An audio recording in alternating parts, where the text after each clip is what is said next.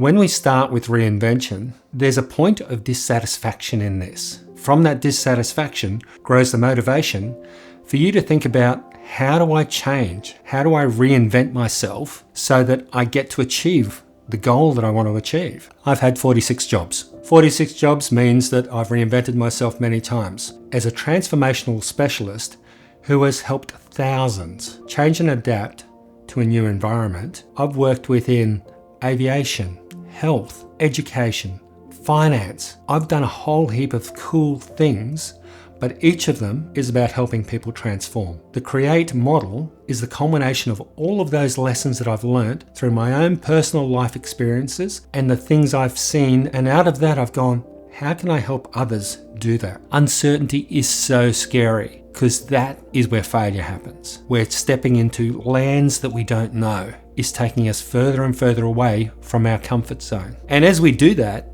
all of that uncertainty that builds up inside our head, we have a little character called Bob.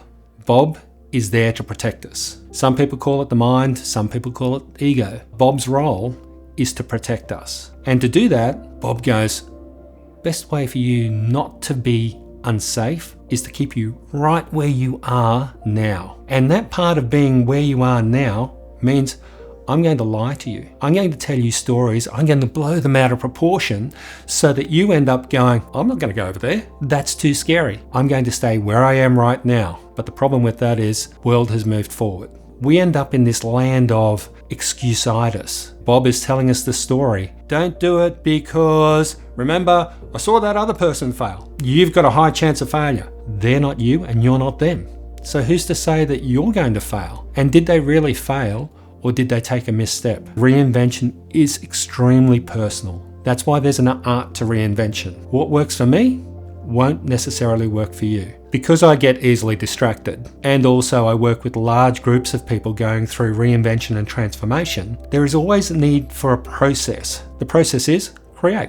6 simple steps. Change happens, do a reality check, empower yourself, take action and do something, try, and try again. And the last one, the one I always have challenges with, is enjoy the process. Because one of the things that Bob in your head's going to do is try to distract you. And if you've got a framework, you're more likely to follow through and go, cool, ticked, moving into this new space. And you can then give yourself the rewards that you are actually moving forward. Because what Bob's going to do is start to tell you the stories that you're failing.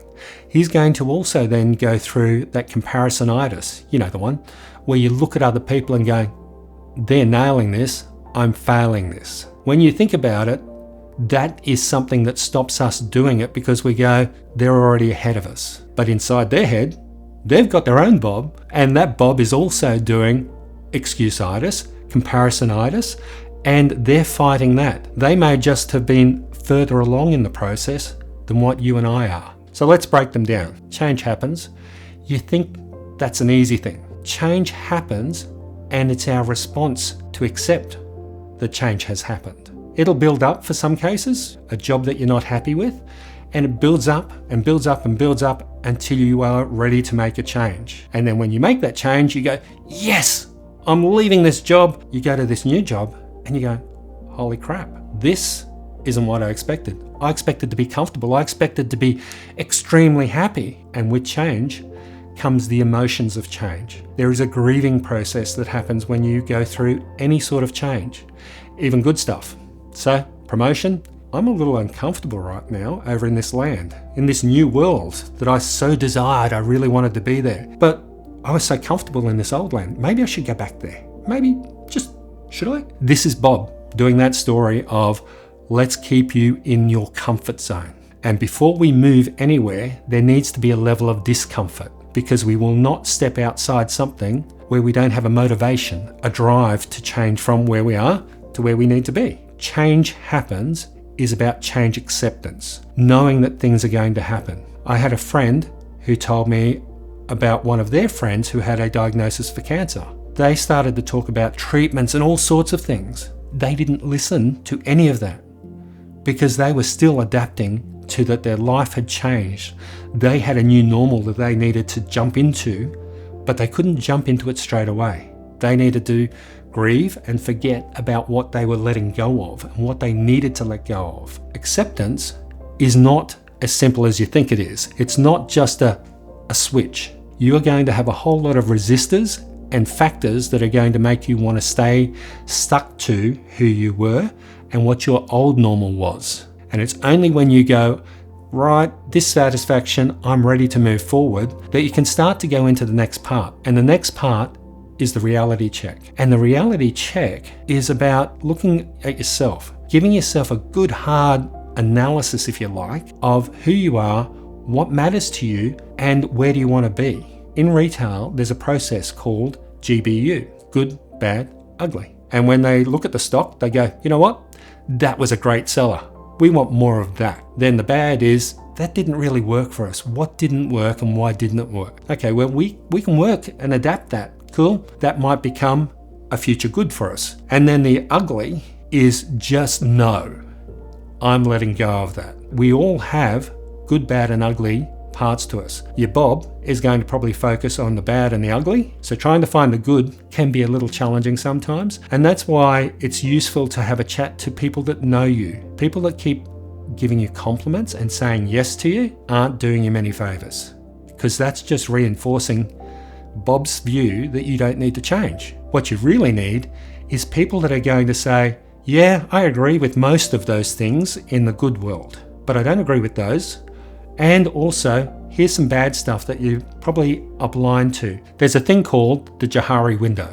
Think of a quadrant. So 4 boxes. One's the known, one's unknown, and then over this side you've got a known and an unknown as well. And in this Johari window, there's things that I know about myself that you don't know about me, but they are the known unknowns. Then there is the unknown knowns. There's things that you will know about me that I have a blind spot to.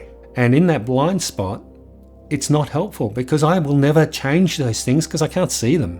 When we've got that person that's got the unknown knowns sharing what they see, it gives me the opportunity to analyze those and decide whether I agree and also will I change them. And then of course there is the known knowns. I'm tall, I'm wearing a black shirt. You can see it, I know it. So between us, we know those things. And then there's the unknown unknowns. There's stuff you don't know about me, there's stuff I don't know about me. Why bother focusing on it?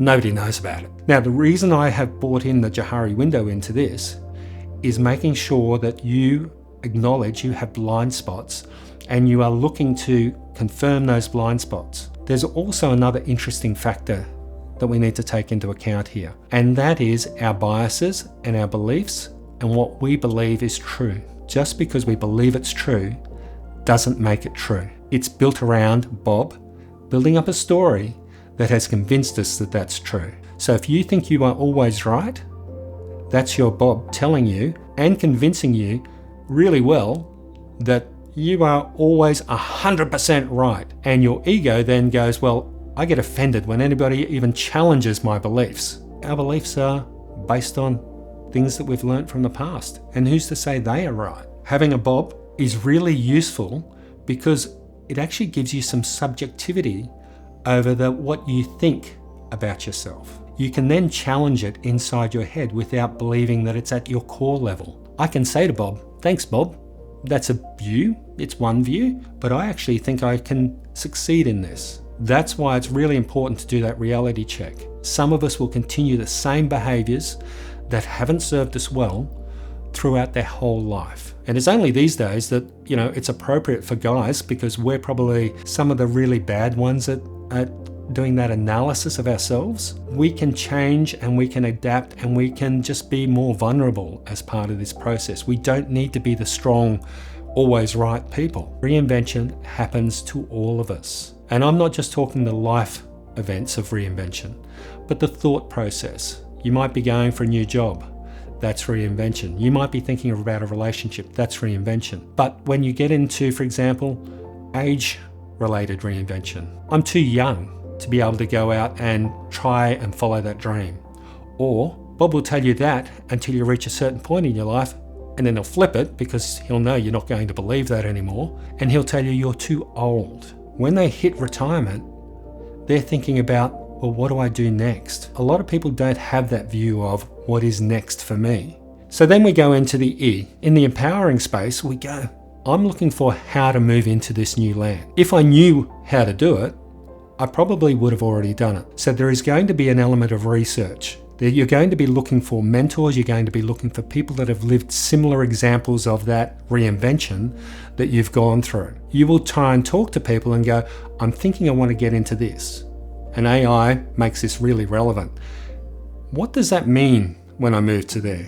How do I do it? How did you do it? What were the skill sets that you needed? All of that empowerment of researching, and with AI you've now got even more information and advice that's even personalized to you that you can throw into that sort of assessment that you're doing and going, yep, cool, I get it, and I'm ready to move forward in this new land, on this new path. The next part I need to do is the action. Until we actually take action, this has been a whole theoretical exercise, and we can get stuck in empowerment forever. Call it analysis paralysis. I don't care what you call it. But if you're sitting there going, I just need some more time. I need some things to think about here. That's Bob telling you, just don't take the step until it's 100% confident. It will not be 100% confident. You will never have that because you are stepping into uncertainty. Just one step. Just take one step from where you are today. By you stepping forward, you have already changed your world. If you're using the reinvention mindset, you are picking up all of the information to go, all right, what did I learn from that? And then we've got our positive failure mindset coming into it as well. That didn't work, but I'm ready to take a different step. Or that worked, let's take the next step and see where that leads. So the action is critical. You've got to do something. Then we go into the try again. And the reason that step is there is because this is your positive failure mindset. We know we are going to fail. And if you don't know that, you're either not moving forward or you're kidding yourself. Get real and accept that you are going to fail. You've never been here before. Of course you're going to take the wrong steps. You're going to take the wrong path. You're going to have to come back a bit to move forward. The next part that many of us do and have problems with is the enjoy. I had trouble enjoying the moment that I'm in. I would sit there and I would suffer blame-itis. And the blame game is pretty simple. I can blame somebody else for my situation right now, instead of accepting that I have a responsibility for changing where I go from here. Bob doesn't want you to suffer. So if he can deflect the blame onto somebody else, that achieves it. Problem is, we are not growing out of that. We're not taking our part in whatever that situation was. There's something that I kind of use on a regular basis. The past has happened and I can't change it. There's also a good chance that my recollection of the past is tainted, because over time, Bob builds up stories and scenarios around it. So it's a good chance it didn't happen the way it happened. Then you go to the future. Future's cool. Endless opportunities, except for one thing. The future hasn't happened. And it's unlikely to happen the way you think it will. So the only reality we have is the here and now. And being present means you get to enjoy the situation you are physically in. Sometimes my thing is surfing. I get out on the surfboard, I make it out to the back of the waves, I'm sitting there on my board, and the problems that I might have had building up to that, they're non-existent now. Because I'm sitting on the board looking for the next wave. My mind has cleared of everything. I come up with some of the best solutions and ideas without even putting the effort into it. And that's because I've stopped Bob focusing on the past and the future, and he's being present, and the problems are being processed in the back. That's just one trick. You might have your own. It might be meditation, it might be drawing, it might be music, whatever that thing is that lets you be present, find it and keep it. Then the last part of enjoy is have fun. Life's too short. When my mum lost her leg to cancer, we sat in the hospital telling jokes. Youth might think that's callous. For us, it was a way of dealing with the reality, and by laughing, release the tension and the cortisol that comes out with stress and brought oxytocin into us so that we could adapt and we could change and we could accept that this was our new normal. So humor is one of those things that really helps us do that. That's the process to mastering the art of reinvention. I hope you enjoy it.